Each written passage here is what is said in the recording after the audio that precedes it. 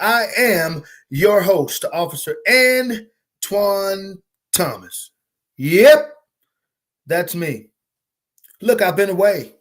If you had opportunity to watch the teaser, as I called it, um, a few days ago, it was released. I told you I was coming back. I've been away, but I'm back and I am ready. And I have some great stuff, some great information for you as it pertains to staying in the know. But I need you to do something, as I always say. If you have not had the opportunity to listen, and we are in season 5, episode 7 of season 5, titled, There Are Still Some Patriotic Gen Z Left.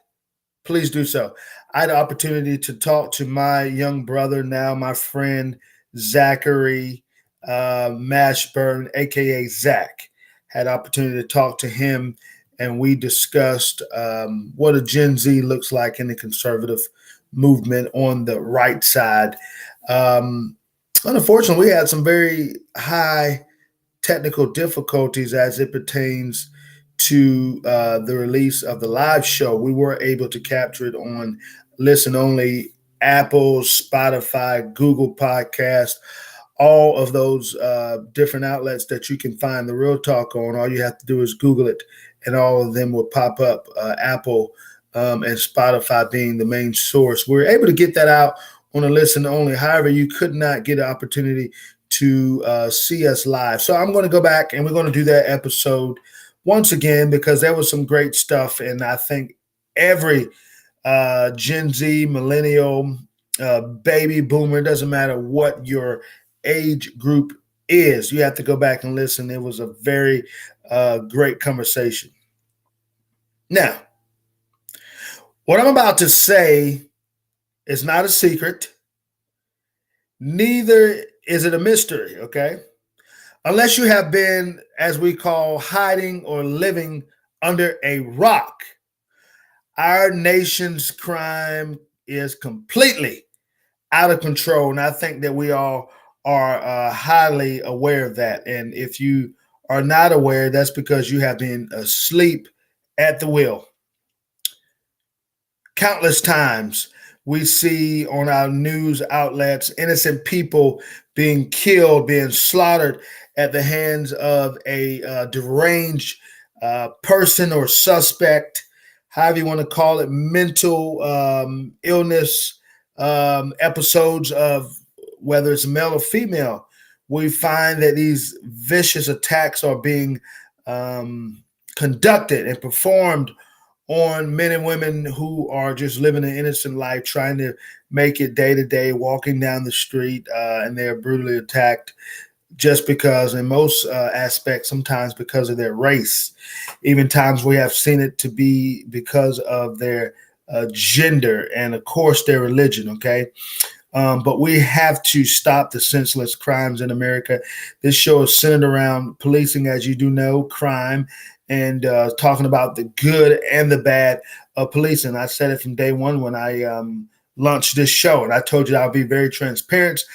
I told you I would talk the good and the bad about police officers that happen in our line of work. But what I left out was I'm also going to talk about the good and the bad of our criminal justice system and how it is failing, and also praise them when things are done right, when the people are who are suspects or even victims are given their time in court, and of course suspects due process if they are to be innocent until proven guilty, okay? So we're going to talk about that. When citizens, we as citizens, I should say, we have to stand up to the vicious attacks. We have to stand up to our weak leaders. We have to stand up to the self-centered politicians who are doing all that they can to just get a re-election. So they're willing to let the suspects who have committed heinous crimes out amongst the good people, all in saying that they are trying to change the trajectory of how bail reform looks and how these sentences are being given out. But I want to tell you something, that it should be about a vote. It should be about lives and the pursuit of happiness of every person's life. And we understand what Black Lives Matter stated. We understood the ramifications that they were attempted to do. Of course, it all started under the Trayvon Martin incident. And I want you to know something. In the Zimmerman case, the intentions was well, but the BLM has not lived up to what that is. So, Black Lives Matter, you cannot control that statement or even make it to be a statement until we actually make the statement, if that makes sense. And what are you saying there? We need to make it stick. It needs to be factual. It has to start with the top first. If you say Black Lives Matter, well, Black lives, as Black people, we have to stop killing each other in our communities. But this was designed and set up that way, but so that we kill each other off, whether it's through drugs, gun violence, whatever the violent crimes are that we do, stabbings, all of those are meant to destroy our race.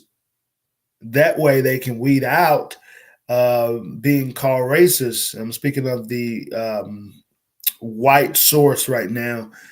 But what we have to forget about, and we have to move on from, is the racial tension. We know it still exists, but we cannot blame everything on a racial outcome. Okay, we should be living up to what it is that we're supposed to be, and that is great law-abiding citizens, no matter what your race is, no matter what your gender is, no matter where you came from. We all should live up to this standard, but it's not being done. It's not being done.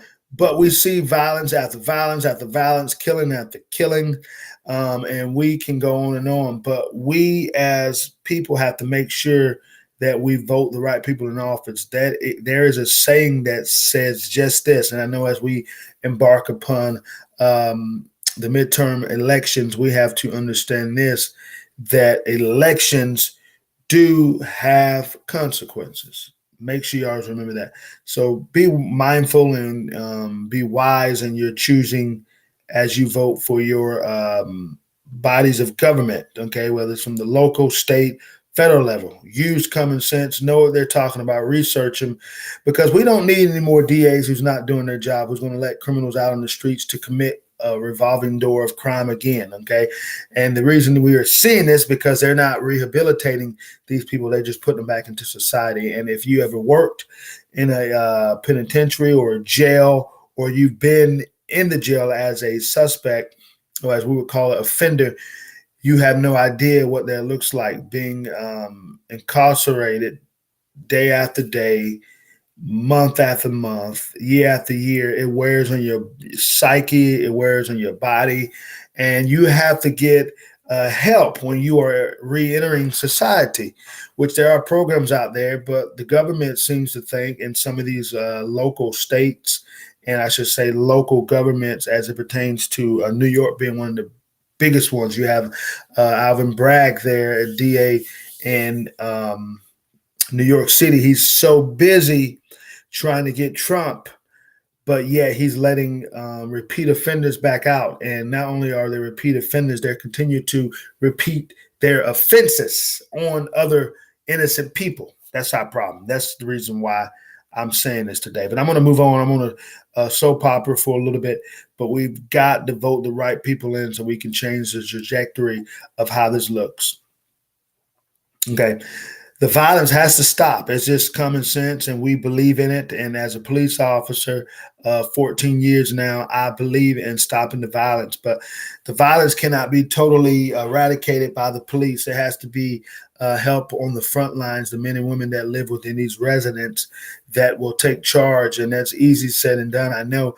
But the easiest way to take charge is to stop committing these crimes on one another. I'm speaking of gangs. I'm speaking of gun violences. I'm speaking of drug violence. We've got to combat this thing. And then we also need help from the local, state, and federal levels to reduce this, okay? So what are we doing today, okay?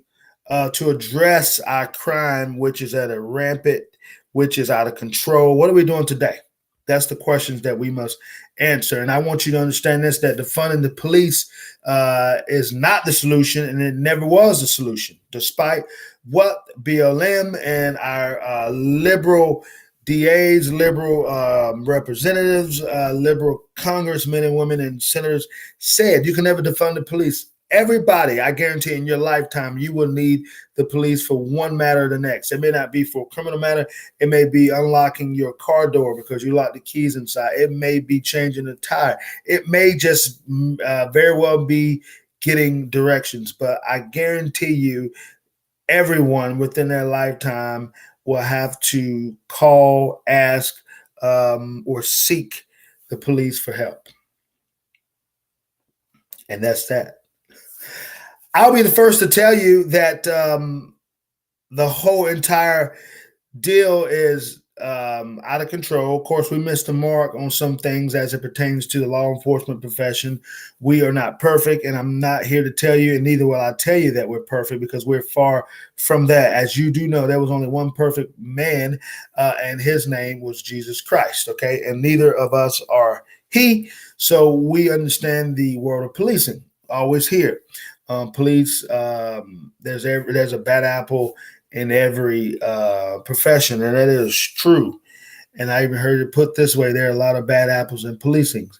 I'm going to be the first to tell you that there are bad apples in policing, and it's our job as the good apples to find these links and these missing holes and these weak links, and we need to break them up, and we need to get them out.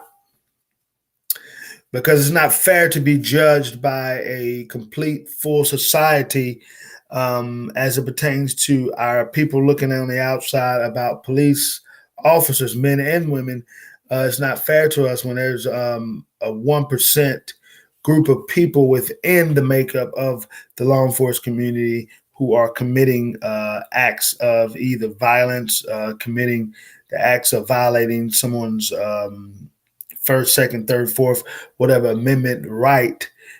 It cannot be done, and it should be done. So don't put us all in just one box. But there are a small percentage, okay, who are doing the wrong things and who got into the profession for the wrong things. But here in Real Talk, we talk about it, no matter how it looks, no matter what the outcome is, good or bad. We talk about it. Now, imagine this: a world without the police would be what I call a chaotic scene. Okay. You've heard me talk about it in the first season of the Real Talk podcast that policing was created by God himself. He created law, and he also created order. He told us to obey those who have a rule over you. Speaking of authority of the police officer, speaking of authority of your government, your pastors, whatever it may be, respect the authority that has been invested into him or her. And you must understand that if you do that, society will be a better one. Now, I want to take a look at some crime stats as it pertains to our nation. Okay, we're going to be looking at the Visual Capitalist website, and you will notice, maybe not visibly, but you will hear some astonishing stats, and I do want to share them with you because at the end of the day, it's very important that we understand where our country is as a whole. And I know there's a powerful war going on in Israel. God said there'll be wars, and this is not Israel's first war, but we do know that in the end that they win. But we have war right here in our country of the United States of America on our domestic homeland. And until we get the domestic part right, how can we fix our foreign and national issues, okay? But we must send help to Israel. We already know that. And that's going to be, I said that in my little teaser of a promo that I did. But you may be asking, what is the title of the show? And I always wait to release that. And the title is just this: Crime is out of control. What are you going to do about it? As you can see, I'm wearing this wonderful Lieutenant Governor Mark Robinson's hat. This was personally autographed and signed by him. As you can see, I'm very gracious to wear it. I'm in his corner 100%. He is running for governor of North Carolina, and I back him 100%. He has my full endorsement, and I do believe that in the end, when it's all said and done, when the dust has started to settle, when the numbers come in, okay, we will see a victory here in North Carolina. And I do believe that there's room for a lieutenant governor by the name of Mashburn. I believe there's some room for Allen to come in and take the seat of our great lieutenant governor, current lieutenant governor, Mark Robinson, so he can take a higher role as our state's governor. So I want to throw it in the hat. Those of you who want to support Mark Robinson, go to the Mark Robinson for NC.com, I believe, or org, whichever one. Just type in his name if you want to give, donate. If you would like to join our campaign and be a volunteer, we're looking for volunteers right here in Johnston County as well. We're looking for volunteers all over the state. There's some great opportunities that are coming, so stay abreast. And that is my quick campaign endorsement to my friend, my brother, and my lieutenant governor, Mark Robinson. Now, we want to look at some astonishing numbers, like I told you, because there are issues that we have to address. If you haven't, obviously, what you have by now guessed, we're going to be talking about crime here in America. There's many titles that I could have named, but I wanted to call it just that. Crime is out of control. What are we going to do about it? As we can take a look and ponder over that question, because it is a question, I want to give you my answer. The solution is very simple. It is very easy, and I'm going to tell you what that is. We have to get back to our stance of, if you do the crime, then by golly, you have to do the time. It's only right. It is only right. If you have committed a crime, you must face your day and your punishment, and then you must do the time. Okay?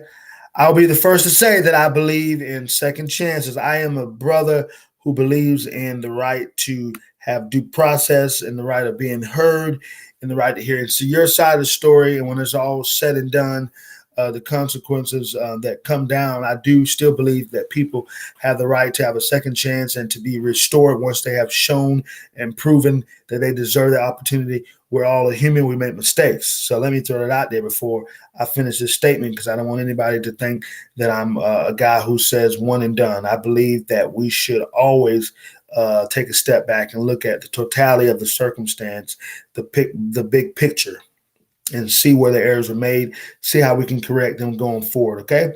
And that's truly what a leader does, truly what a leader does. But we're seeing many of these same people, okay, who are committing heinous crimes. They're on their third, fourth, fifth, sixth, and seventh, and the number goes on, of chances. How many more chances will one get before they get the idea, or they understand the point that is intended for them to do right, okay? Stay on the straight and narrow path. That's pretty difficult, right? So that is why we have the penitentiary system, because after a person said they are not going to behave, there's a place that they have to go and live out their moments, their seconds, their minutes, their days, their years, their months. So there's places for you to go if you cannot get it right. Let the police, the second part is I want to say is let the police do their job, okay? We know what we signed up for, but we also know in the same breath how to do our job. Stop handcuffing our hands totally. Again, there's 1% of bad apples who are doing the wrong thing, or who jump too quickly into action that didn't warrant a deadly force situation. But don't put all the police officers in one group, because there are men and women who study, men and women who actually train very hard to not make fatal mistakes like we see in some cases as it pertains to officer-involved shootings. But one should not put off all of us in one basket, okay? Because we know what we signed up for, and allow us to do the job that we signed up for and the job that we get paid to do by our government officials, okay? Trust me. we know what we're doing. I want to throw that out there. I know it may sound arrogant, it may sound condescending, but we as police officers know what we're doing. We have the most training probably out of any profession outside the military. We are constantly trained, whether it's on our comprehensive knowledge of legal laws, whether it's on keeping safe. We do hands-on training. We have scenario-based training. We have when to shoot and when not to shoot type scenarios training. We have it all. So we know what we're doing. Get out of our way and allow us to do it. And I guarantee you, and I promise you, once you really allow us to do the job that we have been chosen and picked out and trained to do, you will see a huge reduction in crime. And let me be clear, in violent crimes at that. Now, listen, I want to dive right into this. As I stated, we're going to be citing the map from the visual capitalists. Okay, we're going to be using those statistics as we dive into this great conversation. And I want to make sure that everybody's aware of what we're talking about, how it looks. And time is very short, so I won't be too long on here. But I want to say this: the most dangerous cities in the U.S. are as follows. We want to focus on that first because that's very important to us. I want to discuss the latest as of 2023 most dangerous. There's 100. I won't go through all of them, but there's 100 most dangerous cities in the United States. I believe this, but Alabama being the number one. There are the 2 out of 10. There's 2 out of 10 cities within Alabama that are believe it or not, very much of the dangerous perspective. You have Bessemer and Birmingham, okay, populated with a dense population, of course, of minorities there. But those are places that you have to understand are very, very much on the dangerous spectrum, okay? So Alabama being number one. What I'm going to do, I'm going to talk about the first 5 most dangerous cities in America. Then we'll move on to the most safest. And then I'll end with a story, okay? So we have Alabama as our number one most dangerous city to live in America in 2023, okay? There is a 33.1% chance out of 1,000 residents per 1,000 residents, okay? Follow my numbers. Chance that, so 1 in 30 people become a victim of violent crimes in Alabama, okay? The second most dangerous city to live in is Monroe, Louisiana. You have a 26.3% chance of being a victim, and the words, as if we twist them and turn it, it'll be assaulted. So that makes you a victim, chance of being a victim. Michigan, Saginaw, okay? You also have a what we call 25.1% chance of being a victim there. Tennessee, Memphis, Tennessee. There is a 25.1 chance too that you would become a victim. Remember, these numbers are per 1,000 residents, okay? Detroit, Michigan, you have a 23% chance to be a victim of violent crime, okay? And I will throw another one in there, number 6, Birmingham, Alabama. You have a 20.6 chance of being a victim of violent crimes. Now, what I want to do really quickly, because of time, I know I've belonged and I've talked so much. The places that are the safest in the United States, I want to hit 5 of those places that are very safe in the United States. And just keep in mind that 40% of the cities in this ranking are located in the northeastern states. So imagine that, how that looks. Of course, they're more dense and I would say more populated, not even dense, they're more populated, which brings crime up. But understand, just because a place is more populated than rather dense does not make it a higher crime volume. Just keep that in mind. I know that makes sense. We may seem like, big cities with a lot of people of population numbers that would offset a smaller city would have more crime. Not necessarily true. So we want to be mindful of these. Now, our stats that are coming from the mapped visual capitalist website, these are FBI data-driven stats. So these are legit. Okay. So what are our 5 safest cities to live in America? You have Ridgefield, Connecticut. Okay. You have a 1.9% chance of becoming a victim there. Franklin, Massachusetts. You also have a similar, but a 2.9 chance of becoming a victim. Lake in the Hills, Illinois. You have a 3.1% chance of becoming a prey. We'll say that to synonymous with victim. Marshfield, Massachusetts, you have a 3.3% chance of becoming a victim. Arlington, Massachusetts, you have a 3.4. So again, they group these into 100 cities. I won't go through all of them because the time is short.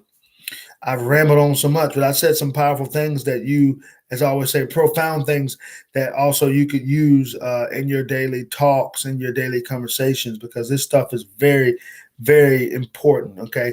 So crime is out of control. You see it in New York. You see it all over the place. I don't have to go so in depth as one would need to or want to, because again, I'm short on time, but I will say this. We have to understand the dynamics that we're dealing with, and we have to bring law and order back. Those are the only ways that we will be successful. It's the only ways that we will be able to find peace in America. You don't want, see, the thing about it is, let me just say something, and I don't want to offend anyone.